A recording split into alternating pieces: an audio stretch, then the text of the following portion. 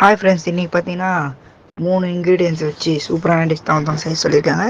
வாங்க சூப்பரான ஸ்வீட் நம்ம செஞ்சு காட்டுவோம். ஃபஸ்ட்டு பார்த்தீங்கன்னா 1 கப் அளவு வெல்லம், 1 கப் அளவு நெய், இது போதும் நம்மளுக்கு. அப்புறம் கோதுமை மாவு, நான் உங்களுக்கு கிச்சனில் போய் செஞ்சு காட்டுறேன். அப்புறம் ஃபஸ்ட்டு ஒரு நான்ஸ்டிக் கடாய் எடுத்துக்கோங்க, அதான் வந்து ஒட்டாது.